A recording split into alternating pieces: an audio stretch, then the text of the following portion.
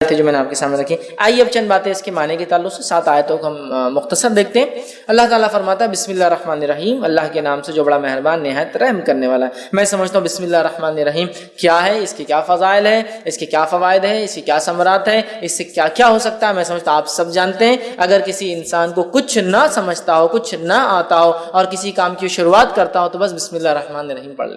نبی اکرم صلی اللہ علیہ وسلم حدیث سے فرماتے جب کھاؤ تو بسم اللہ پڑھو، ہے نا. جب کسی چیز کو کھولو تو بسم اللہ پڑھو، جب کسی چیز کو ڈالو، پانی اگر مشکی سے ڈالے تو بسم اللہ پڑھو، چیزوں پر ڈھاکو تو بسم اللہ پڑھو، دروازے کھولو تو بسم اللہ پڑھو، دروازے بند کرو تب بسم اللہ پڑھو، ہے نا. کتنا ہے، قرآن پڑھ رہے ہیں اس سے پہلے ہم کو بسم اللہ پڑھنا ہے، کسی کام کی شروعات کرے اس سے پہلے ہم کو بسم اللہ پڑھنا ہے. مطلب بسم اللہ ایک طرح سے ایک ماسٹر دعا ہے، ایک ماسٹر کی جیسا ہوتا ہے نا، تو ایک ماسٹر دعا ہے کہ ہمیں کچھ نہیں آتا تو یہ کر سکتے کم از کم بسم اللہ، اللہ کے نام سے بڑا مہربان نہایت رحمان. اور یہ بڑی اہم چیز ہے، اگر یہ شامل نہ ہو تو ہمارا کھانا اس میں بھی شیطان شامل، ہمارا پینا اس میں بھی شیطان شامل، ہمارا رہنا اس میں بھی شیطان شامل. یاد رکھیے، اور اللہ کا ذکر نہ ہو تو ہر عمل میں شیطان داخل ہو جاتا ہے. یاد رکھیے، سمجھ رہے، ہر عمل میں یاد رکھیے. تو بسم اللہ کو ایک معمول بنا لے اللہ کے نام سے، ہے نا. وضو کرنا ہے تب بھی بسم اللہ پڑھنا ہے نا، کہ اس کا وضو نہیں جس نے بسم اللہ نہیں پڑھا. مطلب بڑا اہم ہے، بڑا اہم ہے. بھول جاتے ایک الگ بات ہے لیکن بڑا اہم ہے، یاد رکھیے. تو بسم اللہ یاد رکھیے. تو یہاں سورہ فاتحہ شروع ہو رہی بسم اللہ الرحمن الرحیم، اللہ کے نام سے بڑا مہربان نہایت رحم کرنے والا. تو ہمیں بھی چاہیے ہم جب قرآن کو پڑھے تو بسم اللہ سے چالو کرے، ہر کام کرے تو بسم اللہ سے چالو کرے اور بسم اللہ اللہ کے نام سے. ظاہر سی بات ہے اگر ہم کسی کام کو اللہ کے نام سے شروع کریں گے تو یہ کام بابرکت ہوگا، فضیلت کا حامل ہوگا، اہمیت کا حامل ہوگا، برکت لائیں گا، رحمت لائیں گا، ہے نا. اللہ کا کرم ہمارے طرف متوجہ ہوگا، اس لیے کہ ہم نے اللہ کے بابرکت نام سے اس چیز کی شروعات کی. اور اللہ کے نام سے زیادہ بابرکت چیز دنیا میں کوئی نہیں ہے. اندر کی سب سے بابرکت چیز، اس کے بعد اللہ تعالیٰ جس میں تاثیر دے اس کو برکت والا اللہ بنا دیتا ہے، لیکن سب سے بابرکت چیز. تو ہم جب شروعات کریں کسی چیز کی تو بسم اللہ سے کریں. تو یہاں بھی اللہ نے سورۃ الفاتحہ کی اپنی کتاب کی ابتدا بسم اللہ الرحمن الرحیم، اللہ کے نام سے بڑا مہربان نہایت رحم والا. ٹھیک ہے، یہ اس کا معنی ہے. الحمدللہ رب العالمین. آیت نمبر 2، تمام تعریفیں اس اللہ کے لیے جو سارے عالم کا رب ہے. تمام تعریفیں اس اللہ کے لیے سارے عالم کا رب ہے. اب قرآن کی ابتدا اور سٹارٹ دیکھیے کتنی بیوٹیفلی ہو رہی ہے، کتنی خوبصورتی کے ساتھ ہے. پہلے شروعات کرنے کا طریقہ سکھا دیا گیا، کتاب شروع ہوتی ہے بسم اللہ الرحمن الرحیم، ہر کام سے پہلے کرو. دوسرا، الحمدللہ رب العالمین، تمام تعریفیں اس اللہ کے لیے ہے جو سارے عالم کا رب ہے. تعریف حمد کرنے یا حمد کسی کی جائے تو وہ صرف اللہ کی ذات ہے، یہ بتا دیا گیا. اور اللہ رب العزت کون ہے، انٹروڈکشن بھی آ جا رہا ہے دوسری آیت کے اندر. الحمدللہ رب العالمین، تمام تعریفیں اس اللہ کے لیے ہے جو سارے عالم کا رب ہے. مطلب اللہ تعالیٰ کوئی لوکل، علاقائی، ٹرائبل یا ریجنل گاڈ نہیں ہے. جس رب کی ہم تعریف کر رہے ہیں وہ رب سارے عالم کا رب ہے، جس کی ہم تعریف کر رہے ہیں. سارے عالم، سارے عالم، عالم جو کچھ وجود میں ہے، سب عالم، جو کچھ وجود میں سب عالم میں. تو تمام تعریفیں اس اللہ کے لیے جو سارے عالم کا، تمام چیزیں جو وجود میں لائی ہے اس نے، ان سب کا رب. سمجھ رہا، الحمدللہ، تمام تعریف. اور الحمدللہ کا معنی شکر کے اس میں نہیں لینا چاہیے. حالانکہ حمد میں شکر شامل ہے لیکن شکر میں حمد شامل نہیں ہے. کیوں کہہ رہا ہوں میں، جنرلی اردو اسپیکنگ میں کیا ہوتا ہے ہمارے پاس، الحمدللہ کا معنی کیا لیتے ہیں ہم لوگ، اللہ کا شکر ہے. اب پرابلم کیا ہوتی ہے، حمد میں شکر شامل ہے لیکن شکر میں حمد شامل نہیں ہے. سمجھ رہے آپ، جیسا کہ اگر میں کہہ رہا ہوں شکریہ بھائی صاحب آپ نے میرا کام کیا، لیکن ضروری نہیں میں اس کی تعریف کروں، میں پسند بھی نہیں کرتا ہوں اس کو، نہیں شکریہ ادا کرتا ہوں. حمد میں شکر شامل ہے، شکر میں ہم شامل نہیں ہے. اگر ہم اردو زبان کے اعتبار سے اس کا معنی اللہ کا شکر ہے، جیسا کہ لوگ کھانا کھاتے ڈکارائی تو الحمدللہ پڑھتے ہیں، اس کے علاوہ بہت کم پڑھتے ہیں. حالانکہ الحمدللہ کے تعلق سے اس کی فضیلت ہے، لا الہ الا اللہ افضل الذکر، الحمدللہ افضل الدعاء. حدیث کے الفاظ، افضل الدعاء، سب سے افضل دعا الحمدللہ، سب سے افضل دعا الحمدللہ. تو بہرحال اس کا معنی تمام تعریفیں، تمام شکر اللہ کے لیے نہیں ہے، تمام تعریف. چونکہ شکر کے اندر حمد شامل نہیں ہوتی، حمد میں شکر شامل ہے، تو ہم اس کو تمام تعریفیں لے. اللہ کا شکر یہ معنی مت لے، ورنہ اللہ کا شکر معنی میں لیں گے تو پھر صرف اچھائی پہ بولنا پڑے گا. اگر کوئی خیر ہم کو نظر نہ آیا تو ہم اس پہ الحمدللہ کیوں بولیں گے، الحمدللہ کیوں بولیں گے.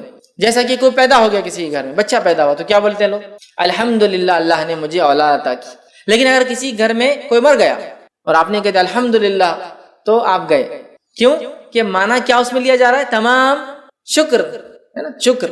تو یار یہ موت پہ تم بول رہے، جب کہ الحمدللہ تمام تعریف ہے. تو کوئی پیدا ہو بھی تو تعریف اللہ کی، کوئی بیمار ہو بھی تو تعریف اللہ کی، کوئی مر جائے بھی تو تعریف اللہ کی. دنیا میں خیر بھی آئے تعریف اللہ کی, شر بھی ہمارے اوپر آئے جو کہ آزمائش تعریف اللہ کی, تعریف اللہ کی یاد رکھیے چاہے حالات سے ہم جو بھی گزرے. تو الحمدللہ رب العالمین, تمام تعریف ہے اللہ کے لیے جو سارے عالم کا, عالم سے مراد ہر وہ چیز جو ایگزسٹنس میں, ہر وہ چیز جو وجود میں, انسانوں کا عالم, جنوں کا عالم, فرشتوں کا عالم, کیڑے مکوڑوں کا عالم, مچھلیوں کا عالم, جانوروں کا عالم, چرند پرند کا عالم, تمام چیزیں جو کچھ ہے کائناتوں کا عالم یاد رکھیے, لا تعداد کائنات ہے جو اللہ نے تمام عالموں کو آپ دیکھیں تو آپ تعجب کریں گے.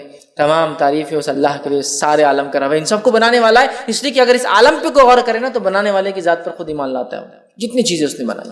اور رب کہتے ہیں عربی زبان میں, رب کہتے اس ذات کو کہ جب جتنا ضرورت ہو اتنا دینے والا, اس کو کہتے ہیں رب. جب جتنا ضرورت ہو اتنا دینے والا, اس کو کہتے ہیں رب. بچہ ماں کی پیٹ میں ہے, جب جتنی ضرورت ہے اس کو وہاں دینے والا. ماں کی پیٹ سے نکل کے دنیا میں آ گیا, جب جتنی ضرورت ہے اس کو وہ چیز دینے والا.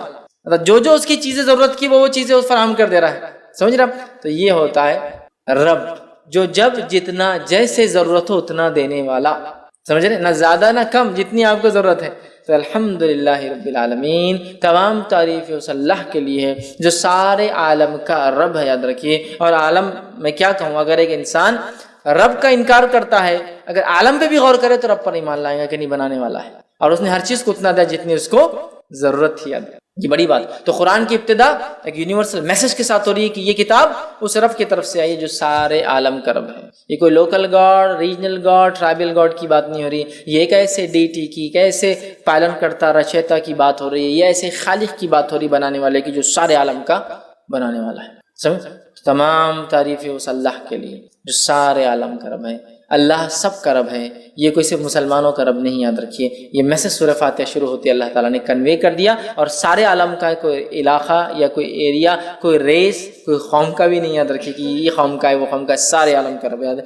جو کچھ وجود میں اللہ ان کا رب ہے. یاد ہے, ٹھیک ہے. الحمدللہ رب العالمین الرحمن الرحیم, بڑا مہربان نہایت رحم کرنے والا. یاد رکھیے. اب بڑا مہربان نہایت رحم کرنے والا, اس کا کیا معنی ہے؟ تو اس کے تعلق سے ایک مشہور روایت ہے, جامع ترمذی کی حدیث ہے, اور حدیث کے الفاظ ہیں کہ اللہ تعالیٰ فرماتا ہے کہ میں اللہ رحمان نے رحم کو پیدا کیا. رحم سمجھتے ہیں؟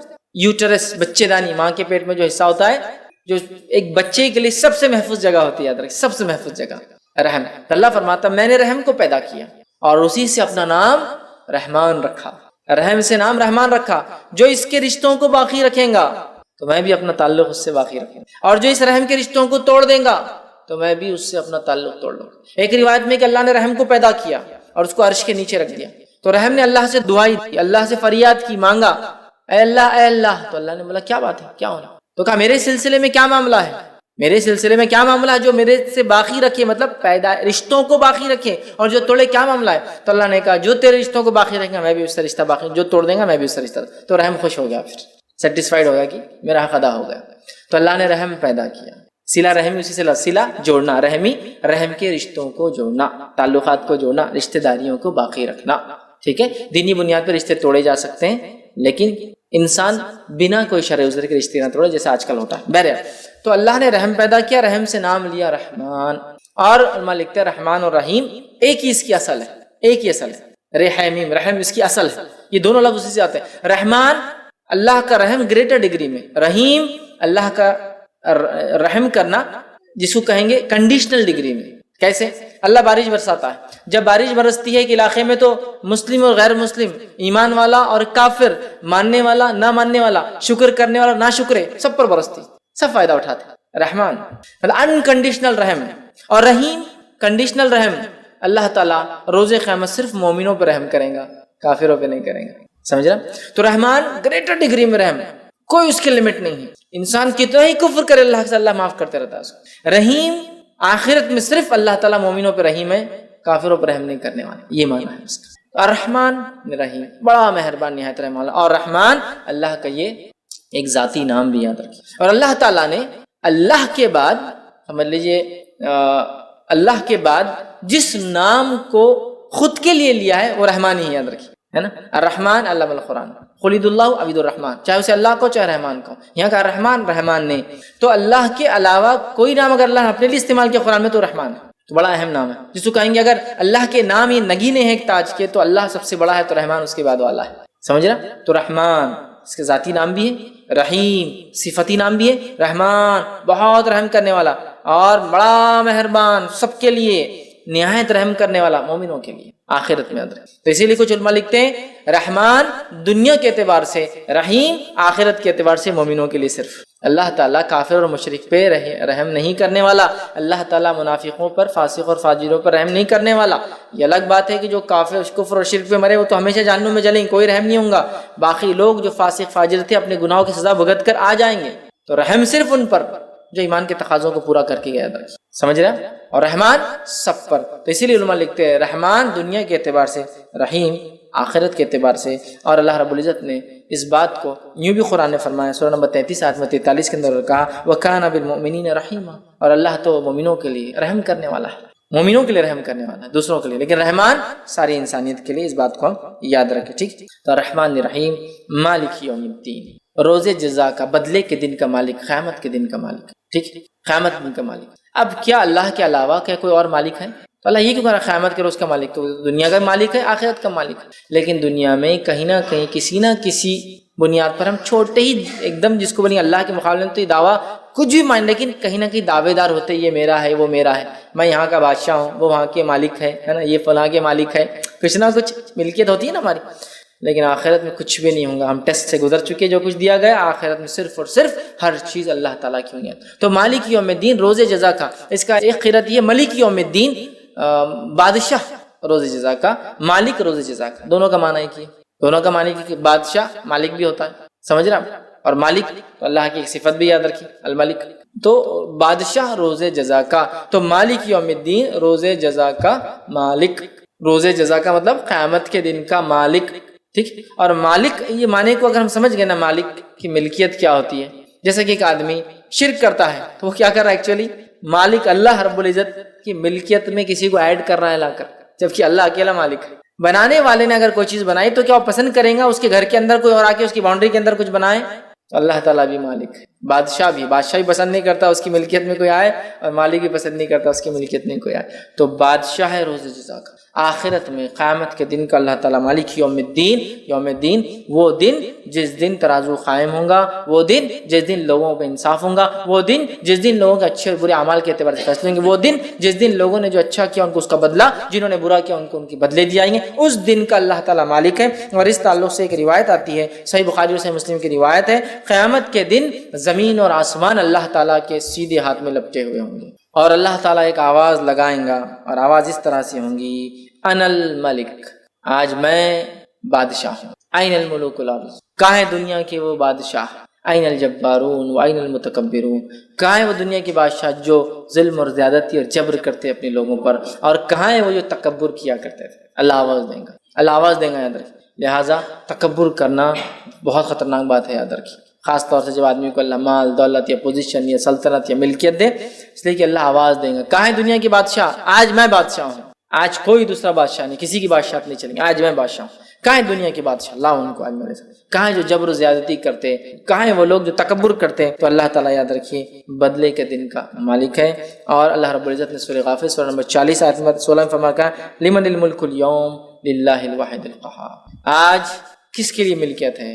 صرف اس ایک اللہ کے لیے جو واحد ہے اور قہار ہے، سمجھ رہے ہیں؟ تو آج قیامت کے روز کسی کی ملکیت نہیں ہوں گی، یاد رکھیں، اور زمین و آسمان اللہ کے سیدھے ہاتھ میں ہوں گے، یاد رکھیں، اور اللہ تعالیٰ کہیں گا کہاں ہے دنیا کی بادشاہ، آج میں بادشاہ، سمجھ رہے ہیں بات کو؟ تو لہٰذا اللہ بادشاہ ہے روز جزا کا، بدلے کے دن کا، جس دن جس نے جو دنیا میں کیا تھا اس کو اس کے بدلے چکائے جائیں گے، حساب اور کتاب ہوں گا اس ڈگری اور اس لیول تک کہ ایک بکری جس کو سنگ نہیں ہوں گے، اس کو کسی سنگ والی بکری نے مارا ہوگا تو بغیر سنگ والی کو سنگ دیا جائے گا، وہ اس بکری کو ماریں گے جس نے دنیا میں مارا تھا اور ان کا معاملہ ختم کر دیا جائے گا، صحیح مسلم کی روایت۔ اس دن کا اللہ تعالیٰ جو ہے مالک ہے، مالک یوم الدین۔ پھر اللہ نے فرمایا ایاک نعبد و ایاک نستعین، اے اللہ ہم تیری ہی عبادت کرتے ہیں اور تجھی سے ہی مدد طلب کرتے ہیں، اے اللہ ہم تیری بھی عبادت کرتے ہیں اور تجھ سے بھی مدد طلب کرتے نہیں ہے، اس کا معنی تیری ہی، صرف اور صرف اے اللہ تیری عبادت اور تجھی سے مدد طلب کرتے ہیں۔ اگر اتنی بات بھی ایک بندہ سمجھ جائے نا، ایک مومن بندہ، تو انشاءاللہ کم از کم مسلمان شرک نہیں کریں گے۔ حالت یہ ہے کہ ہم اس صورت کو پڑھتے ہیں، کتنی بار پڑھتے ہیں؟ خالی فرض نمازیں جو لوگ پڑھتے ہیں، خالی فرض تو 17 بار ہو جاتی ہے، فجر کی 2 رکعت، ظہر کی 4 رکعت، عصر کی 4 رکعت، مغرب کی 3 رکعت، عشاء کی 4 رکعت، 17 دفعے پڑھ رہا ہے اس کو۔ ایاک نعبد و ایاک نستعین، اے اللہ ہم تیری ہی عبادت کرتے ہیں اور تجھی سے ہی مدد طلب کرتے ہیں، تیری بھی نہیں، تیری ہی، ہے نا؟ سمجھ رہا ہوں؟ جیسا کہ مثال کے لیے اگر میں کسی سے کہوں، میں اپنے بھائی سے کہہ رہا ہوں، میں اپنی والدہ سے کہہ رہا ہوں، ٹھیک، کہ میں آپ سے بھی محبت کرتا ہوں، اور ایک ہے میں آپ سے ہی محبت کرتا ہوں۔ جب آپ سے ہی کہہ رہا ہوں تو اس کا مطلب کوئی اور شریک نہیں اس محبت میں، اور آپ سے بھی کہہ رہا ہوں تو مطلب بہت لوگ شریک۔ تو یہاں جو صیغہ ہے تیری ہی عبادت کرتے، تجھی سے ہی مدد طلب کرتے ہیں، تیرے علاوہ کسی کی عبادت نہیں کرتے، اور تیرے علاوہ کسی سے مدد طلب نہیں کرتے کسی بھی قسم سے۔ یہ معنی یاد رکھیں۔ اور اس آیت کو ہم دیکھیں تو پہلی 4 آیتیں اللہ کی تعریف حمد و ثنا تھی، یہ آیت 2 حصوں میں تقسیم ہو رہی ہے، یہ آیت 2 حصوں میں تقسیم ہو رہی ہے، آدھی بندے اللہ کے لیے، آدھی بندے کے لیے، اور بندہ اس کے بعد اپنی باتیں رکھ رہا ہے، تجھی سے مدد طلب کرتے، کیا طلب کرتے؟ آگے دعا بھی اللہ ہی سکھا رہا ہے۔ سبحان اللہ۔ سورۃ الفاتحہ ایک خوبصورت صرف اللہ کی حمد و ثنا اور دعا نہیں ہے، بلکہ یہ بہترین اپنے آپ میں ایک مکمل دعا ایک بندے کے لیے جو اس کو زندگی جینے کے لیے چاہیے، اور جو دعا اللہ نے اس میں سکھا، اگر اس دعا پہ ہم مکمل کھڑے اتر گئے تو دنیا کی اور آخرتی کامیابی ہمارے لیے یاد رکھیں انشاءاللہ۔ تیری ہی عبادت کرتے ہیں، تیرے ساتھ کسی کو ذرہ برابر بھی ہم شریک نہیں کرتے ہیں کسی بھی چیز میں، نہ تیری عبادت میں، نہ تیرے اسماء و صفات میں، اور نہ ہی تیری مطلب جس کو کہیں گے رب ہونے کے اندر، نہ تیرے نام اور جو ہے صفات کے اندر، اور نہ ہی تیری عبادت کے اندر، کسی بھی اس میں ذرہ برابر بھی کسی کو شریک نہیں کرتے، کیونکہ اللہ اس کو پسند نہیں کرتا ہے۔ سمجھ رہا بات؟ تو اللہ تیری ہی عبادت کرتے ہیں، تجھے سے ہی مدد طلب کرتے ہیں، اور کیا اس کے بعد مدد طلب کر رہے ہیں، کیا دعا ہم اللہ سے کر رہے ہیں؟ اللہ تعالیٰ نے خود وہ دعا بھی سکھا دی، تو ایاک نعبد و ایاک نستعین اہدنا الصراط المستقیم، اے اللہ ہمیں سیدھے راستے پر چلا، اے اللہ ہمیں سیدھے راستے پہ چلا، صراط کہتے ہیں راستہ، مستقیم سیدھا راستہ، اے اللہ ہمیں سیدھے راستے پہ چلا۔ اب سیدھے راستے کی ہم دعا کرتے ہیں اہدنا الصراط المستقیم، اب یہ سیدھے راستے میں ہم کیسے چل پائیں گے بتائیے مجھے؟ اہدنا الصراط المستقیم، سیدھا راستہ دکھا، یہ سیدھا راستہ کیا ہے؟ میں جو راستے مجھے وہی سیدھا لگ رہا ہے، آپ جو راستے آپ کو وہ سیدھا لگ رہا ہے، دنیا کا ہر انسان جس راستے اس کو لگا وہی طریقہ، وہی سیدھا راستہ ہے۔ کون بتائیں گا سیدھا راستہ کیا ہے؟ میں شرک بدعت کر رہا ہوں مسلمان کہہ کے اپنے آپ کو صراط مستقیم پہ ہوں، سب کو واقعی گمراہ سمجھ رہا ہوں، ہے نا؟ میرا حال یہ ہے کہ میں شرک کر رہا ہوں اور صراط مستقیم پہ سمجھ رہا ہوں، آپ سب کو گمراہ کہہ رہا ہوں۔ آپ کا حال یہ، آپ بھی کچھ تو بھی نیا کر رہے ہیں، اپنے آپ کو صراط مستقیم سے۔ منافق کا حال یہ کہ منافق بھی دل میں کفر رکھ رہے، ظاہر ایمان کا بتا رہے، اور وہ بھی سمجھ رہے سیدھے راستے پر۔ تو ہمیں سیدھا راستہ دکھا، اسٹریٹ پاتھ، سیدھا راستہ، صراط مستقیم۔ صراط مستقیم پہ ہم کیسے قائم رہیں گے؟ اس تعلق سے ایک جامع ترمذی کی بڑی بہترین جو ہے روایت ہے وہ میں آپ کے سامنے رکھتا ہوں کہ صراط مستقیم کیا ہے۔ جامع ترمذی کی روایت ہے، نبی اکرم صلی اللہ علیہ وسلم فرماتے ہیں اللہ تعالیٰ تمہارے لیے ایک مثال دیتا ہے، مطلب حدیث قدسی یہ بھی۔ پھر آپ نے فرمایا مثال ایک سیدھے راستے کی، صراط مستقیم کی مثال ایک سیدھے راستے کی ہے، سیدھا راستہ ہے، اور اس راستے کے دونوں جانب دیواریں کھڑی ہوئی، کیا ہے؟ والز، دیواریں، ان دیواروں کے اندر دروازے ہیں، ان دروازوں پر پردے لگے ہوئے، دیواروں میں دروازے ہیں، دروازوں پر پردے لگے ہوئے، اور ایک انسان، ایک آواز دینے والا سامنے، جو راستے کے سامنے ایک دروازہ ہے، مطلب راستہ جہاں جا رہا وہاں ایک دروازہ ہے، اس کے سامنے راستے پہ نیچے کھڑے کا آواز ہے، اے لوگو میری طرف آؤ، اے لوگو میری طرف آؤ، اور دوسرا ایک کھڑا ہوا ہے جو آواز دینے والا، وہ اوپر کھڑا ہے، مطلب دروازے کے اندر ایک کھڑا ہے، ایک اوپر کھڑا ہے۔ جب کوئی انسان اس سیدھے راستے پہ چلتے چلتے وہ پردہ ہٹانے کی کوشش کرتا ہے، وہ جو دروازوں پہ پردے ہیں نا، ہٹانے کی کوشش کرتا ہے، اوپر والا آواز دیتا ہے اے بندے اس طرف مت جانا ورنہ تو اس سے گزر جائیں گا، اے شخص تجھ پہ ہلاکت ہو، اس پردے کو مت ہٹانا ورنہ تو اس سے گزر جائیں گا۔ پھر آپ نے فرمایا یہ سیدھا راستہ صراط مستقیم ہے، یہ اسٹریٹ جو راستے کی بات صراط مستقیم ہے، اس کے دونوں جانب جو دو دیواریں اللہ کی حدود ہے، لمیٹیشنز ہے، اس کے باہر بھی نہیں، اس کے باہر بھی نہیں، اس کے بیچ میں چلنا ہے، ود ان دس باؤنڈریز، یہ لمیٹیشنز ہے۔ اس میں جو دروازے بنے ہوئے تھے یہ اللہ کی حرام کردہ چیز ہے، اس پہ جو پردے لگے تھے تم کو بتا دیا گیا کہ یہ حرام ہے، بتا دیا گیا حرام ہے، جانا نہیں۔ بیچ میں جو آواز دینے والا کہتا ہے لوگو میری طرف آؤ، میری طرف آؤ، تم صراط مستقیم پہ رہو گے، وہ قرآن ہے۔ کہتا ہے لوگو میری طرف آؤ، تم صراط مستقیم پہ، وہ قرآن ہے۔ اور اوپر جو آواز دینے والا ہے، جب وہ آدمی پردہ ہٹانے کی کوشش کرتا ہے، حرام چیز کی طرف جانے کی کوشش کرتا ہے، تو آپ نے فرمایا وہ جو اوپر والا آواز جو دیتا ہے ایک مومن کا سچا دل ہے جو سب سے پہلے حرام چیز پر اس کے خلاف گواہی دیتا ہے، ارے مت کرو، غلط ہے۔ مومن کا سچا دل ہے جو سب سے پہلے خود بولتا ہے ارے مت کرو، وہ غلط ہے۔ تو صراط مستقیم پہ ہم کیسے قائم رہیں گے؟ امت مسلمہ صراط مستقیم پہ کیسے قائم رہیں گی؟ قرآن کے ذریعے میرے بھائی۔ اب قرآن کو چھوڑ کے باقی سب طریقوں پہ انسان چلیں گا تو کیا صراط مستقیم پہ قائم رہیں گا؟ نہیں، اس لیے کہ صراط مستقیم ایک سیدھا راستہ ہے، لیکن اس راستے میں بہت سارے شارٹ کٹس بھی کھلتے ہیں، لیکن سارے شارٹ کٹ جہنم میں جاتے ہیں۔ ابن ماجہ کی روایت ہے، نبی اکرم صلی اللہ علیہ وسلم ایک صحابی کا انتقال ہوا، تشریف فرماتے خبر کھودی جا رہی تھی، آپ نے ایک ٹہنی جھاڑ کے ہاتھ میں لی اور وہ مٹی میں خبر کی ایک سیدھی لکیر ماری اور اس پہ دائیں بائیں جانب اور لکیریں ماری اور کہا یہ بیچ کا راستہ صراط مستقیم، یہ میرا راستہ ہے، یہ بیچ کا راستہ صراط مستقیم ہے، یہ میرا راستہ ہے۔ اور اس میں جو دائیں اور بائیں جانب لکیریں جا رہی ہے، یہ صراط مستقیم پر شیطان بیٹھے ہوئے ہیں جو لوگوں کو گمراہی کی طرف بلاتے ہیں۔ تو صراط مستقیم پر شیطان بیٹھا ہوا ہوتا ہے۔ بہت سارے لوگ بولتے ہیں مسلمان اگر ایک ہے، قرآن ایک ہے، کتاب ایک ہے، کلمہ ایک ہے، نبی ایک ہے، سب چیز ایک ہے، تو پھر ان میں اختلاف کیوں؟ ان میں اختلاف تو یاد رکھیے شیطان ان کے پیچھے ہے جو صراط مستقیم پر ہے نا، شیطان انہی کے پیچھے جو صراط مستقیم ہے، انہی کو تو بہکائیں گا اور بھٹکائیں گا، باقی لوگوں کو تو پہلے گمراہ کر چکا اور اطمینان کے ساتھ آرام کر رہا ہے۔ سمجھ رہے بات؟ تو اختلاف تو ہم میں ہی ہوں گا نا، کیوں؟ اس لیے کہ ہم صراط مستقیم پہ اور شیطان ہی نہیں چاہتا ہے، سمجھا؟ تو سیدھی جو صراط مستقیم ہے نا، اسٹریٹ پاتھ، یہ راستہ ایسا نہیں ہے کہ بالکل آپ اس پہ ایک بار آ گئے تو زندگی بھر اہدنا الصراط المستقیم، اے اللہ ہم سیدھی راستے پہ چلا۔ تو کوئی ایک آدمی جب اسلام قبول کر لیا اپنے آپ سے سوال کر سکتا کیا میں سیدھے راستے پہ نہیں ہوں؟ پھر کیوں مجھے دعا کرنے لگایا جا رہا ہے روز اہدنا الصراط المستقیم، اہدنا الصراط المستقیم، اہدنا الصراط المستقیم؟ کیوں دعا کرنے لگایا جا رہا ہے؟ اس لیے کہ صراط مستقیم پہ آنے کے بعد ہی بھٹکنا سب سے اصل کام ہے شیطان کا، صراط مستقیم پر آنے والوں کو ہی بھٹکانا، باقی کو تو لگا چکا، باقی کو جہنم کے راستے لگا چکا، منافق جہنم کے راستے لگ چکے، کافر جہنم کے راستے لگ چکے، مشرک جہنم کے راستے لگ چکے، ایمان کی طرف آئیں گے تبھی پیچھے پکڑیں گا وہ کہ اب اس کو میں بھٹکاؤں، سمجھ رہے؟ اسی لیے ہم کو ایمان والا ہونے کے ناطے تکبر نہیں کرنا ہے کہ جنت میں جائیں گے، اس لیے کہ ہمیں صراط مستقیم پر مرنے تک دعا کرنا ہے، اللہ ہمیں صراط مستقیم پر قائم رکھے۔ ایمان لانے کے بعد ایک آدمی سوچ سکتا نا کیوں دعا کرنے لگا جا رہی سیدھے راستے پہ چلا؟ اس لیے کہ اب خطرہ زیادہ ہے ہمارا جس کو کہیں گے جہنم میں جانے کا، اس لیے کہ اب شیطان ہمارے پیچھے ایڑی چوٹی کا زور لگا دے گا کہ ہمیں لے جائے، سمجھا؟ اور جہاں وہ شرک نہیں کرا سکیں گا تو چھوٹے چھوٹے گناہ کرا کے خوش رہیں گا۔ نبی اکرم صلی اللہ علیہ وسلم نے فرمایا کہ اب اس علاقے میں، عرب کے علاقے میں شیطان مایوس ہو چکا ہے کہ اس کی کبھی عبادت ہوں گی، اب مایوس ہو گیا، اب نہیں ہوتی، لیکن وہ تم سے چھوٹے چھوٹے گناہ کروائیں گا جن کو تم معمولی سمجھ کے کرو گے اور وہ اس میں خوش ہو جائیں گا، سیٹسفائیڈ ہو جائیں گے۔ تو جہاں اب شرک نہیں ہو سکتا وہاں صغائر کر کے سیٹسفائیڈ ہے وہ، جہاں وہ شرک کروا سکتا تو پہلے ہی اٹیک کرتا ہے۔ اس لیے ہم کو ہر روز سکھایا جا رہا ہے اہدنا الصراط المستقیم، اہدنا، اے اللہ ہمیں سیدھے راستے پہ چلا، سیدھے راستے۔ کیوں؟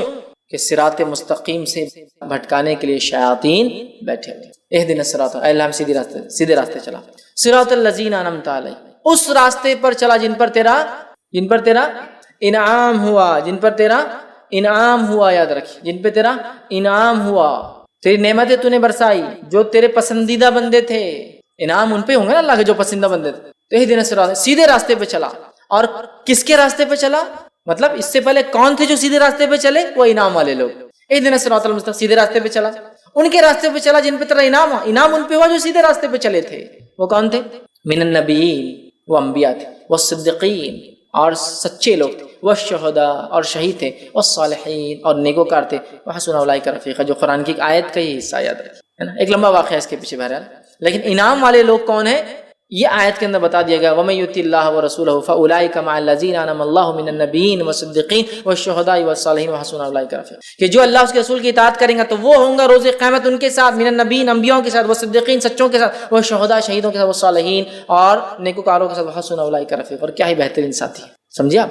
انعام کس پر ہو؟ 4 لوگوں پر، انبیاؤں کے طریقے پہ ہم کو چلنا ہے، اور بالخصوص نبی اکرم صلی اللہ علیہ وسلم کے طریقے، چونکہ آخری نبی جو ہمیں دیے گئے تھے، والصدیقین، اور سچوں کے طریقے پہ، جس طرح سے ابوبکر الصدیق سچے انسان تھے، سارے دنیا نے جھٹلایا، آپ نے اقرار کیا، سارے لوگ عرب کے ہنس رہے تھے کہ محمد کہہ رہے ہیں، جو مشہور واقعہ ہے کہ آپ کو لقب صدیق کیوں ملا، وہ یہ تھا کہ سارے لوگ ہنس رہے تھے کہ محمد صلی اللہ علیہ وسلم رات کے حصے میں کل گئے اور جا کر مسجد اقصیٰ سے پھر آسمانوں کا سفر کر کے آئے، دیکھو محمد، نعوذ باللہ، محمد صلی اللہ علیہ وسلم تمہارا ساتھی، کسی نے ابوبکر صدیق سے کہا تمہارا ساتھی جو ہے نعوذ باللہ پاگل ہو چکا ہے، کہ وہ یہ کہہ رہا ہے کہ رات کے حصے میں مسجد اقصیٰ جو کہ 1 مہینے کا سفر، اس کے بعد آسمانوں کا سفر کر کے آیا ہے۔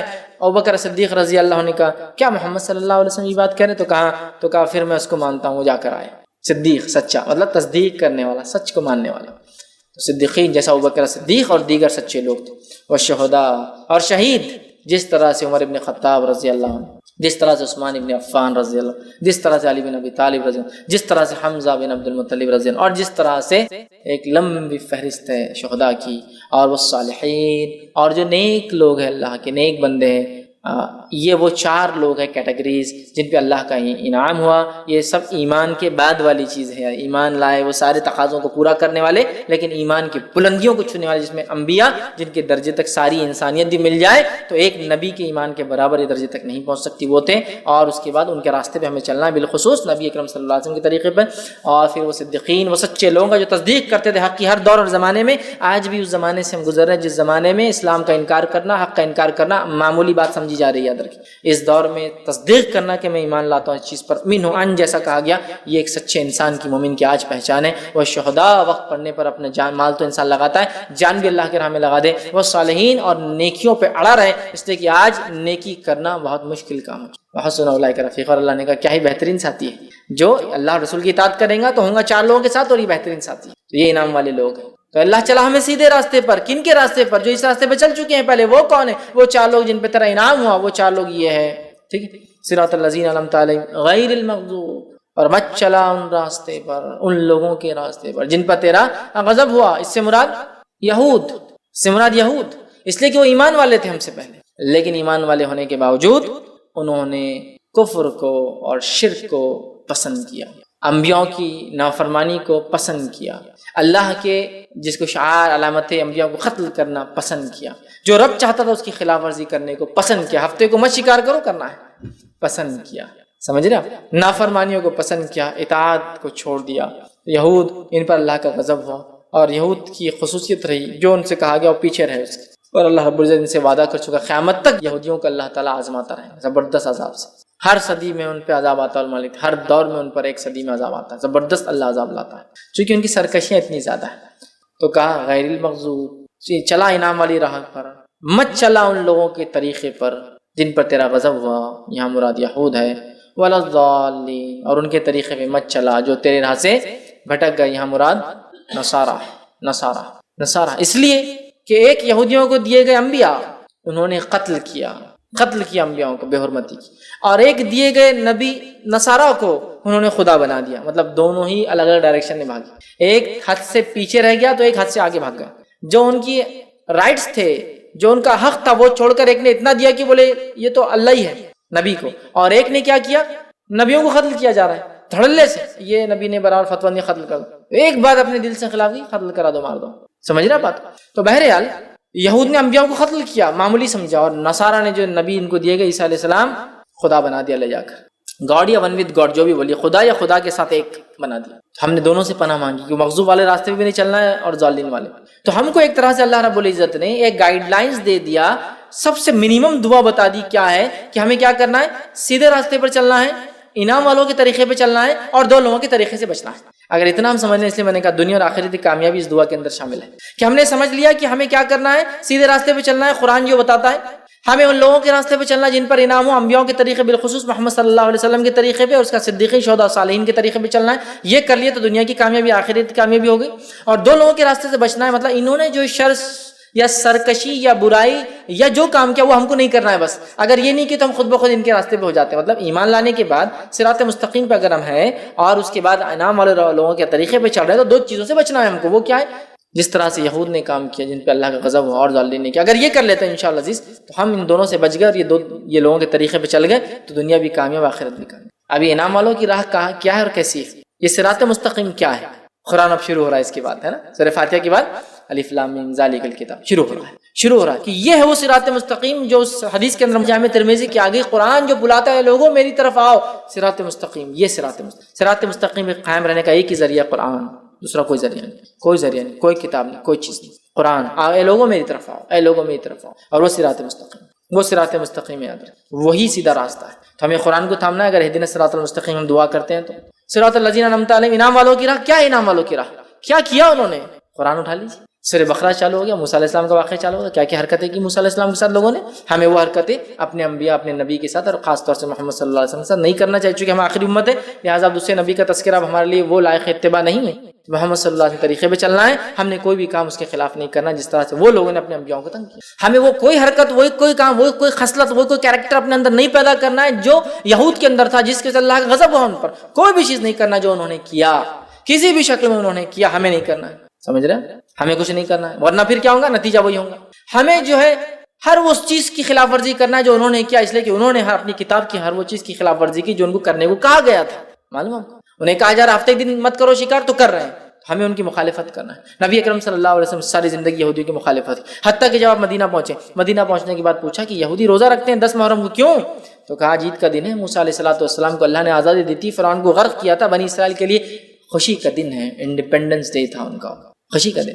تو نبی اکرم صلی اللہ علیہ وسلم نے کہا موسیٰ علیہ السلام پر ہمارا حق زیادہ ہے ان لوگوں سے، یہود سے، ہم بھی روزہ رکھیں. آپ نے اعلان کیا، یہود خوش ہو گئے کہ محمد صلی اللہ علیہ وسلم بھی روزہ رکھ رہے. مطلب مشرکین مکہ پر اور دیگر لوگوں پر، عربوں پر ایک دھاک جمیں گی کہ محمد وہ کر رہے ہیں جو ہم لوگ کرتے ہیں پہلے سے. نبی اکرم صلی اللہ علیہ وسلم نے اعلان کیا اگر اگلے سال زندہ رہا تو میں ایک نہیں 2 روزے رکھوں گا. یہود نے کہا یہ آدمی کوئی ایک چیز تو جس میں ہماری مخالفت چھوڑے، کوئی ایک چیز تو. اب روزہ تھا اس میں بھی انہوں نے 2 رکھا. نبی اکرم صلی اللہ علیہ وسلم نے کوئی چیز میں ان کی جو ہے پیروی نہیں کی، ہر چیز میں مخالفت کی. آپ نے کہا یہود و نصارہ اپنے بالوں کو نہیں رکھتے ہیں، مطلب داڑھیوں کو، سر کے بال جب سفید ہوتے ہیں تو وہ مہندی نہیں لگاتے ہیں، تو مخالفت کرو ان کی، تم مہندی لگاؤ. مطلب دیکھنے دکھانے میں بھی ان کی شواہد اختیار نہیں کریں گے، وہاں بھی مخالفت کریں گے. نبی اکرم صلی اللہ علیہ وسلم نے ایک بار صحابہ سے کہا تم مجھے عیسیٰ علیہ السلام کی طرح جو ہے مت چڑھا دینا، غلو مت کرنا میری ذات میں اللہ کا بندہ اور اس کا نبی ہوں، بس یہ میری حیثیت ہے، میں اللہ کا بندہ اور نبی ہوں. عیسیٰ علیہ السلام کے جیسا مجھے اوپر مت چڑھا دینا، اتنا اوپر مت لے جانا، مطلب ایسا کچھ مت کرنا میرے ساتھ جو انہوں نے کیا، کہ اتنا عزت، اتنا احترام، اتنا غلو کیا کہ جو ہے حد سے آگے لے کے چلے گئے عیسیٰ علیہ السلام. تو ہم دعا کریں اللہ ان 2 کے طریقے میں چلانا، اور اللہ یہ دعا ہے تو ہم دعا کریں اہدنا الصراط، اللہ میں سیدھی راستے پہ چل، صراط الذین انعمت علیہم، انعام والے. صراط مستقیم کیا؟ آپ قرآن پڑھنا ہے تو بتائیں گا قرآن کیا ہے صراط مستقیم. اس کو نہیں پڑھتے لوگ بول رہے صراط مستقیم ہمیں. دوسرا انعام والوں کا طریقہ اور راستہ کیا ہے، یہ قرآن پڑھنا پڑے گا، وہ بتائیں گا انعام والوں کے واقعات، قصے. قرآن کیا ہے؟ انبیاء کے واقعات، نیک لوگوں کے واقعات، ایمان لانے والوں سے اللہ نے کیا سلوک کیا اور کیا بدلہ دیا، اور کافروں سے اللہ نے کیا، یہی تو سارا بھرا پڑا ہے واقعات کے اندر، ہے نا. تو یہ جاننا انعام والوں کی راہ کیا ہے. مغضوب غضب والے کون تھے، کیا حرکتیں کی، قرآن پڑھنا ہے تو پتہ چلے گا یہود نے کیا کیا. ضالین کیا کیا جو گمراہ ہوئے، پڑھنا پڑے گا قرآن، پتہ چل جائے گا انشاءاللہ، تو ہم بچ سکیں گے. تو یہ کام کر لیا تو دنیا کی کامیابی بھی انشاءاللہ ہماری ہے، اور آخرات میں بھی ہم انشاءاللہ ضرور کامیاب ہوں گے. تو یہ بہت مختصر سا ترجمہ میں نے سورۃ الفاتحہ کا آپ کے سامنے رکھا. بسم اللہ الرحمن الرحیم. ایک بار پھر دہرا دیتا ہوں، بسم اللہ الرحمن الرحیم. جو ہے اللہ کے نام سے جو بڑا مہربان نہایت رحم والا. الحمدللہ رب العالمین، تمام تعریف اس اللہ کے لیے سارے عالم کا رب ہے. الرحمن الرحیم، بڑا مہربان نہایت رحم والا. مالک یوم الدین، روز جزا کا مالک، روز جزا کا جو ہے اللہ تعالیٰ مالک، قیامت کے دن کا اللہ تعالیٰ مالک ہے. مالک یوم الدین. ایاک نعبد و ایاک نستعین، اے اللہ ہم تیری ہی عبادت کرتے ہیں، تجھی سے مدد طلب کرتے ہیں، ہر قسم کی عبادت صرف تیرے لیے کرتے ہیں، اور ہر چھوٹی چھوٹی چیز بھی تجھی سے مانگتے ہیں. اہدنا الصراط المستقیم، چلا ہم کو سیدھے راستے پر، چلا ہم کو حق کے راستے پر. اہدنا الصراط المستقیم صراط الذین انعمت علیہم، ان لوگوں کے طریقے پر جن پر تیرا انعام، فضل اور کرم ہوا. غیر المغضوب علیہم، ان لوگوں کے طریقے میں مت چلانا جن پر تیرا غضب ہوا. ولا الضالین، اور جو تیری راہ سے بھٹک گئے. اور اس کے بعد ہم دیکھتے ہیں آمین جو ہے صحابہ وغیرہ کہا کرتے تھے.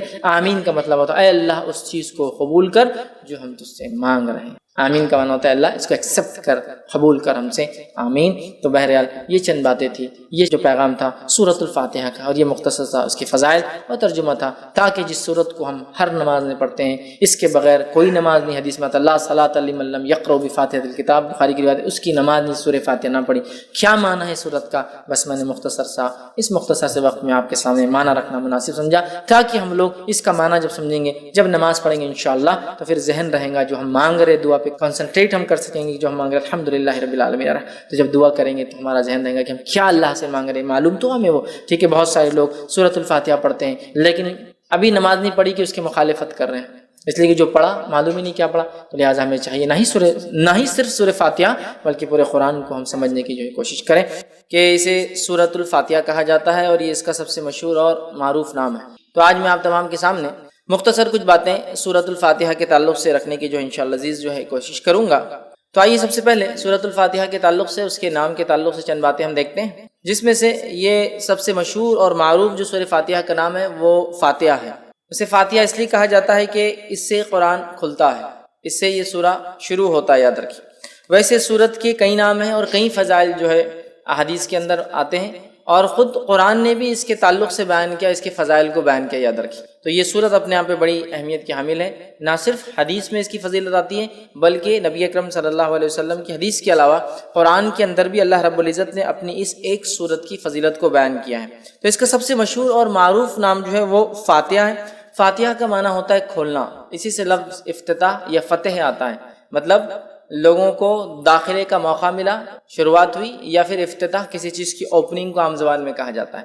تو چونکہ قرآن اس سے شروع ہوتا ہے اسی لیے اس کو فاتحۃ الکتاب بھی کہتے ہیں، قرآن کو شروع کرنے والی سورت، یا قرآن کو کھولتے ہی سب سے پہلی جس سورت پہ انسان کی نظر پڑتی ہے وہ سورۃ الفاتحہ ہے۔ تو یہ اس کا سب سے مشہور اور معروف نام ہے سورۃ الفاتحہ، اور میں سمجھتا ہوں اس سے بہت ساری چیزیں لوگ فاتحہ کے تعلق سے جو ہے بہت ساری چیزیں ہم دیکھتے ہیں سماج میں ہوتی ہیں۔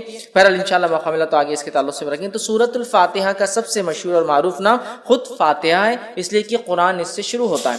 اسی طرح اس کا دوسرا مشہور اور معروف نام ہے وہ ہے ام الکتاب، کتاب کی ماں، کتاب کی اصل۔ ویسے کہتے کسی چیز کی اصل کو، اسی لیے ماں کو بھی کہا جاتا ہے عربی زبان میں، اس لیے کہ وہ اصل ہوتی ہے، اسی سے آگے کی نسلیں چلتی ہیں، اولادیں ہوتی ہیں۔ تو ام الکتاب مطلب یہ کتاب کی ماں، کتاب کی اصل، قرآن کی ماں، قرآن کی اصل، یہاں کتاب سے مراد قرآن یاد رکھیں۔ تو اسے قرآن کا اصل کہا گیا، قرآن کی ماں کہا گیا۔ مطلب اس سورت کی اہمیت کتنی زیادہ ہے کہ گویا یہ ایک جڑ جیسا کام کرتی ہے، جیسا کہ ایک جڑ ہوتی ہے اسی سے جھاڑ آتا ہے، ٹھیک ہے، تو اس طرح سے یہ ام الکتاب مطلب یہ کتاب کی جڑ کہا جا رہا ہے اس سورت۔ اسی طرح سورۃ الفاتحہ کا ایک مشہور اور معروف نام ہے ام القرآن، قرآن کی ماں، قرآن کی جڑ۔ مطلب اندازہ لگائیے یہ سورت کتنی زیادہ اہمیت کی حامل ہے کہ اس کو قرآن کی جڑ کہا گیا، قرآن کی ماں کہا گیا۔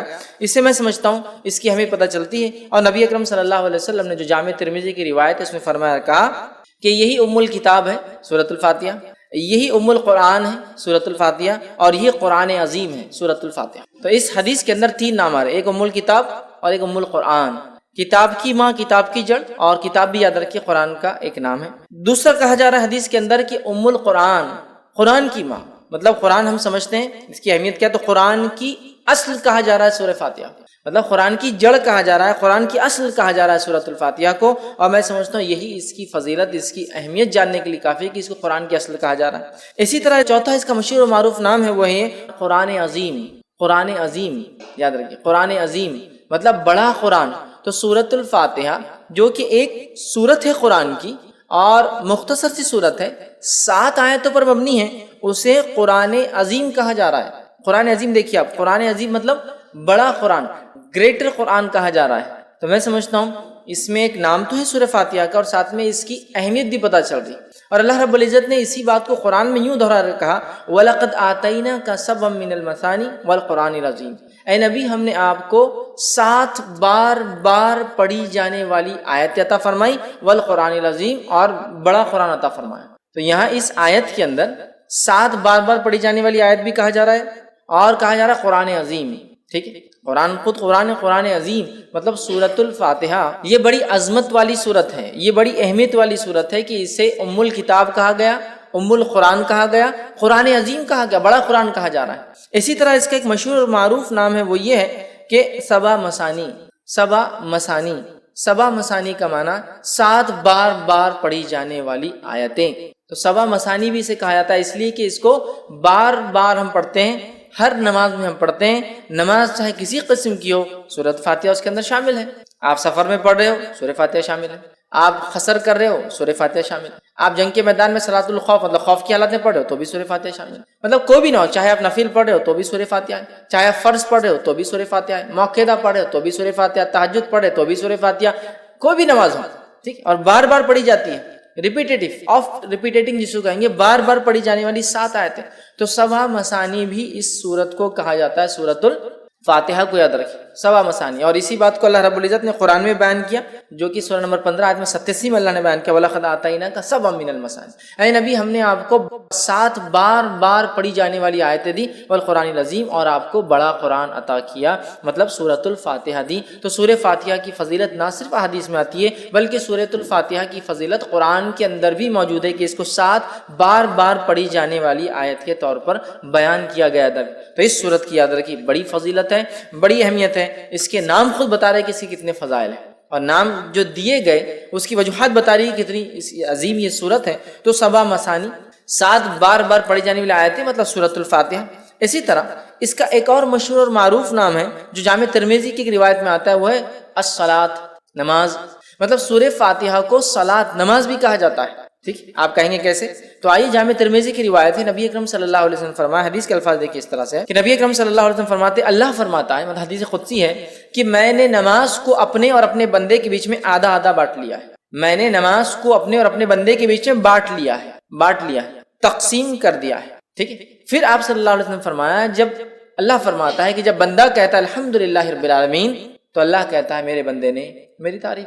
مطلب جو بندہ ایک آیت پڑھتا جاتا ہے تو اللہ رب العزت اس کا جواب دیتا جاتا ہے بندے کو. تو یہاں اس حدیث میں جو جامع ترمذی کی روایت ہے نبی اکرم صلی اللہ علیہ وسلم نے فرمایا کہ سورۃ الفاتحہ کے تعلق سے اس کو صلاۃ کہا گیا. الصلاۃ مطلب اس کو نماز کہا گیا, یاد رکھیں سورہ صلاۃ.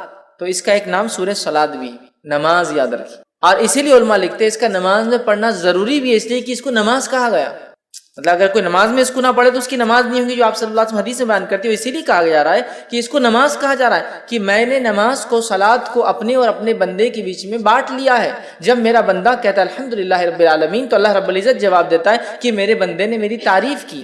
پھر جب بندہ کہتا ہے الرحمن الرحیم تو اللہ کہتا ہے کہ میرے بندے نے میری تعریف بیان کی. ٹھیک ہے, تو مطلب ایک کے بعد ایک اللہ تعالیٰ جواب دیتا جاتا ہے, یاد رکھیں. میں انشاءاللہ آگے اس کی حدیث کی پوری تفصیلات رکھوں گا آپ کے سامنے. تو یہاں اس حدیث میں اس سورت کو صلاۃ کہا گیا. ٹھیک ہے, یہ ایک اس کا مشہور اور معروف نام ہے اور یہ چھٹا نام تھا جو ہم دیکھ رہے ہیں.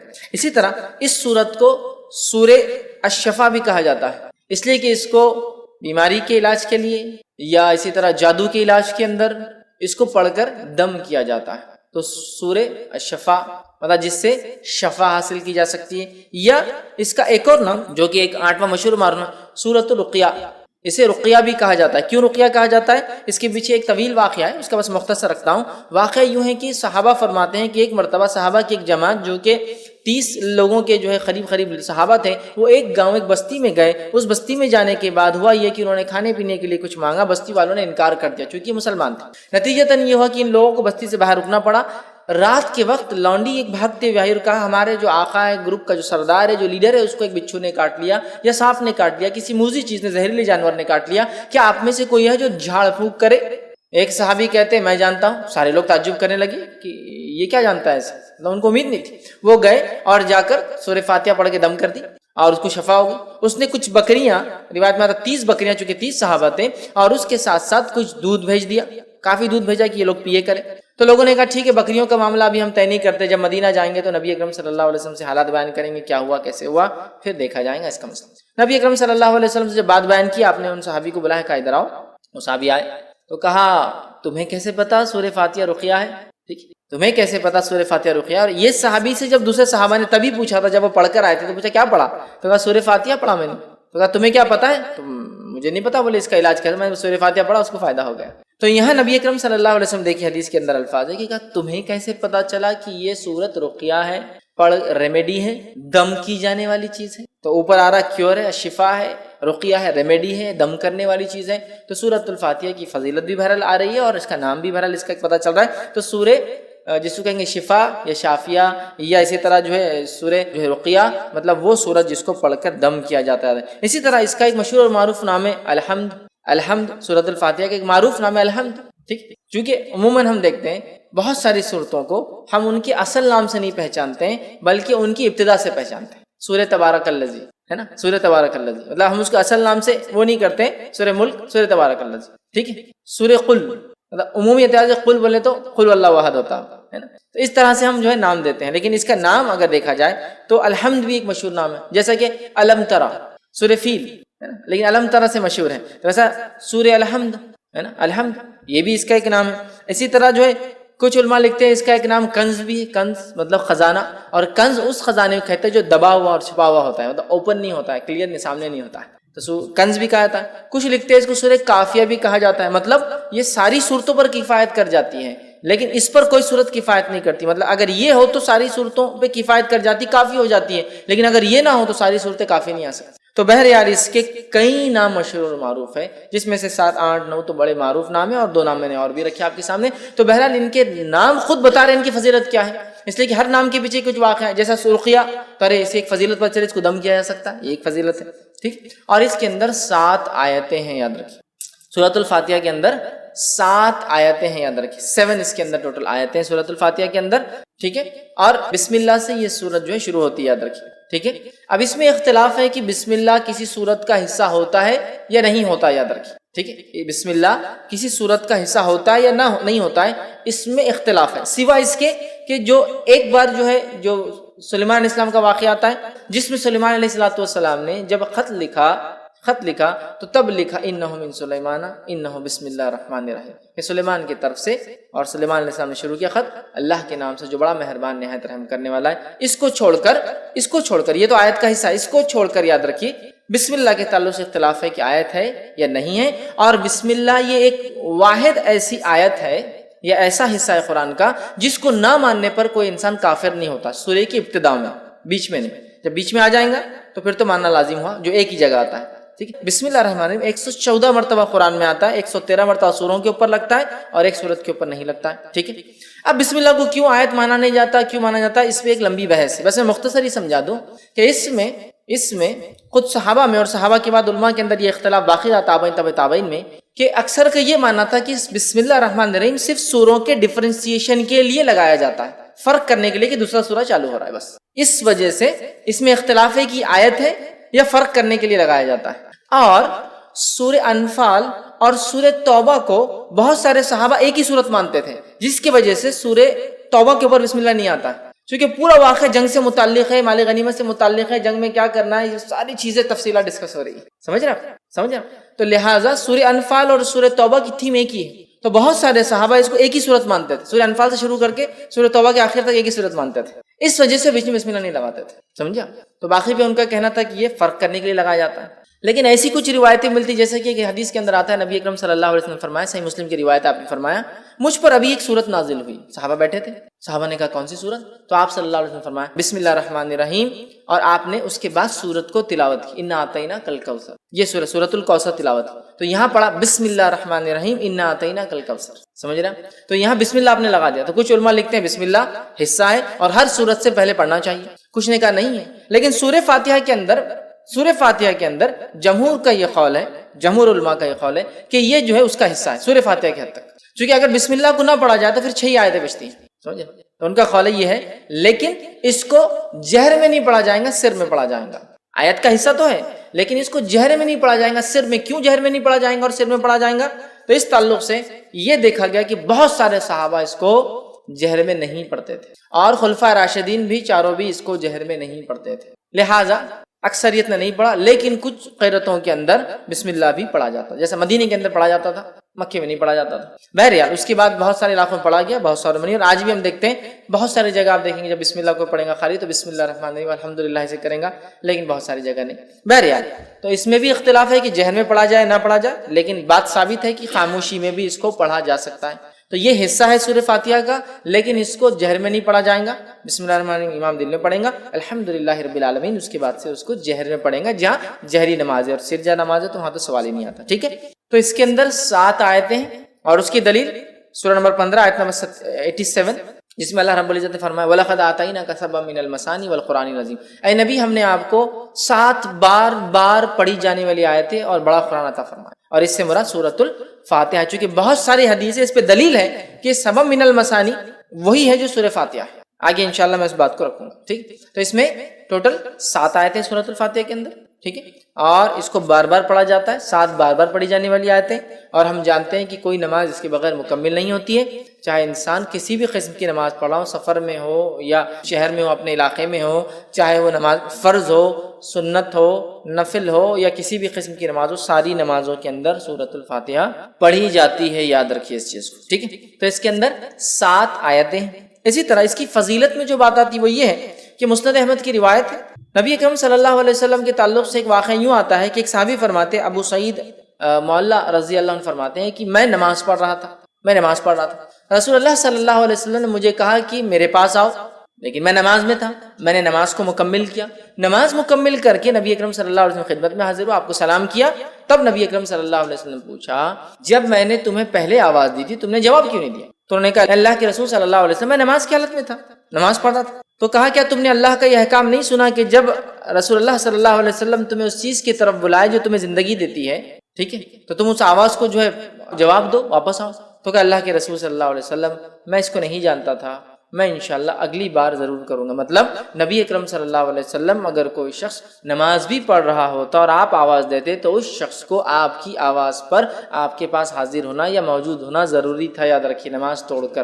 یہ بات آ رہی کہ تم کیوں نہیں آتے؟ کہا میں نماز پڑھتا ہوں۔ کہا نماز پڑھتے کیا تم نے یہ نہیں سنا اللہ کا حکم؟ ٹھیک، تو کہا میں اب آئندہ اس بات کو یاد رکھوں۔ تو کہا میں تمہیں اس مسجد سے نکلنے سے پہلے جو ہے قرآن کی سب سے بڑی سورت سے، اس مسجد سے نکلنے سے پہلے قرآن کی سب سے بڑی سورت سے، اور آپ صلی اللہ علیہ وسلم بات کرتے کرتے آگے جا رہے تھے اور صحابی کہنے لگے مجھے ڈر لگنے لگا کہ اللہ کے رسول صلی اللہ علیہ وسلم مسجد سے باہر نکل جائیں گے اور میرے کو سورت تو نہیں سکھائی سب سے بڑی۔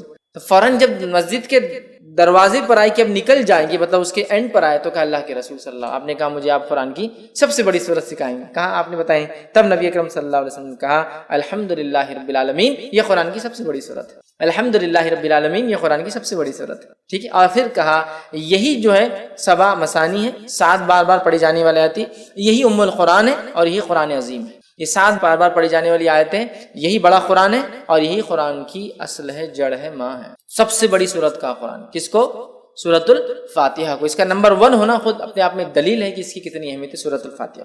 آئیے دوسرا واقعہ لیتے ہیں، یہ جامع ترمذی کی روایت ہے۔ ابی بن کعب رضی اللہ عنہ جو ہے نماز پڑھ رہے تھے، نبی اکرم صلی اللہ علیہ وسلم نے آواز دی تو انہوں نے جواب نہیں دیا چونکہ نماز پڑھ رہے تھے۔ نبی اکرم صلی اللہ علیہ وسلم دوسری بار آواز دی تو انہوں نے جلدی نماز پڑھنا شروع، اسپیڈلی ایک دم تیزی سے، اور جلدی سے سلام پھیرا، نماز جلدی پڑھ کر اور گئے اور سلام کیا اور کہا اللہ کے رسول صلی اللہ علیہ وسلم میں نماز پڑھا۔ تو کہا جب میں نے تمہیں آواز دی تو تم نے مجھے جواب کیوں نہیں دیا، آئی کیوں نہیں؟ تو کہا اللہ کے رسول صلی اللہ علیہ وسلم میں نماز میں تھا۔ تو کہا تم نے کیا اللہ کا یہ احکام نہیں سنا کہ جب اللہ کے رسول تمہیں اس چیز کی طرف بلائے جو تمہیں زندگی دیتی ہے، یہ آیت نہیں سنی؟ تو کہا سنی۔ تو کہا انشاءاللہ میں آئندہ یاد رکھوں گا اور آپ کی آواز آتے ہی میں آ جاؤں، ٹھیک۔ پھر اس کے بعد نبی اکرم صلی اللہ علیہ وسلم نے ان سے کہا کہ میں تمہیں ایک ایسی سورت سکھاؤں گا آج مسجد سے نکلنے سے پہلے، جو سورت اس سے پہلے نہ توریت میں نازل ہوئی، نہ زبور میں نازل ہوئی، نہ انجیل میں نازل ہوئی، نہ فرقان میں نازل ہوئی، 4 کتابوں کا نام لیا، نہ فرقان میں نازل ہوئی۔ تو یہ بڑے خوش ہو گئے، کہا بالکل سکھائیے۔ نبی اکرم صلی اللہ علیہ وسلم ان سے ہاتھ ملائے ہوئے تھے، ہاتھ میں ہاتھ تھا، اور نبی اکرم صلی اللہ علیہ وسلم ان کے ساتھ ساتھ چل رہے تھے، ہاتھ میں ہاتھ تھا اور دونوں چل رہے تھے۔ اور آپ صلی اللہ علیہ وسلم نے فرمایا تھا مسجد سے نکلنے سے پہلے تم کو میں جو ہے ایک ایسی سورت سکھاؤں گا جو نہ توریت میں نازل ہوئی، نہ زبور میں، نہ انجیل میں، نہ فرقان میں۔ ابی بن کعب رضی اللہ عنہ فرمانے لگے کہ مجھے اب ڈر تھا کہ اللہ کے رسول صلی اللہ علیہ وسلم مسجد سے باہر نکل جائیں گے اور مجھے بھی سکھائی نہیں وہ سورت۔ تو میں نے کہا اللہ کے رسول ہم مسجد سے بس باہر نکل رہے ہیں، وہ سورت آپ نے نہیں سکھائی۔ تب نبی اکرم صلی اللہ علیہ وسلم نے ان کو فرما کہا قسم ہے اس ذات کی جس کے ہاتھ میں میری جان ہے، وہ سورۃ الفاتحہ، الحمدللہ رب العالمین۔ سورۃ الفاتحہ یہ وہ سورت ہے قرآن کی جو اس سے پہلے نہ توریت میں نازل ہوئی، نہ زبور میں نازل ہوئی، نہ انجیل میں نازل ہوئی، اور نہ ہی فرقان میں آپ نے کہا، قرآن میں اب ہو گئی ہے، اس سے پہلے کبھی نازل نہیں ہوتی۔ ایک روایت میں اس طرح کے الفاظ آتے ہیں کہ ایک آواز نبی اکرم صلی اللہ علیہ وسلم ایک مرتبہ سنی، جبرائیل علیہ السلام سے پوچھا یہ آواز کیسی تھی؟ تو کہا آج جنت کا ایک ایسا دروازہ کھولا گیا، آج آسمان کا ایک ایسا دروازہ کھولا گیا جو اس سے پہلے کبھی نہیں کھولا گیا تھا، اور فرشتے سورۃ الفاتحہ لے کر آئے، مطلب اسپیشل فرشتے آئے، اسپیشل ہوئی ساری چیزیں، سمجھے، جو دروازہ اس سے پہلے کبھی نہیں کھلا۔ تو سورۃ الفاتحہ ایک ایسی سورت ہے جو اس سے پہلے کسی امت کو نہیں دی گئی، یہ اس کی فضیلت ہے، کسی امت کو نہیں دی گئی، یہ سب سے بڑی سورت ہے قرآن کی، کسی امت کو، کسی قوم کو، کسی نبی کو، کسی کو یہ سورت نہیں دی گئی، سورۃ الفاتحہ، ٹھیک ہے۔ اسی طرح اس کے فضائل کے اندر ایک فضیلت یہ آتی ہے کہ نبی اکرم صلی اللہ علیہ وسلم نے 3 مرتبہ، صحیح مسلم کی روایت، 3 مرتبہ کہا اور فرمایا 3 مرتبہ کہا، الفاظ یہ تھے آپ نے کہ جس نے نماز پڑھی اور سورہ فاتحہ نہیں پڑھی اس کی نماز مکمل نہیں، 3 مرتبہ دہرایا، جس نے نماز پڑھی اور اس میں سورہ فاتحہ نہ پڑھی اس کی نماز مکمل نہیں، 3 مرتبہ آپ نے دہرایا۔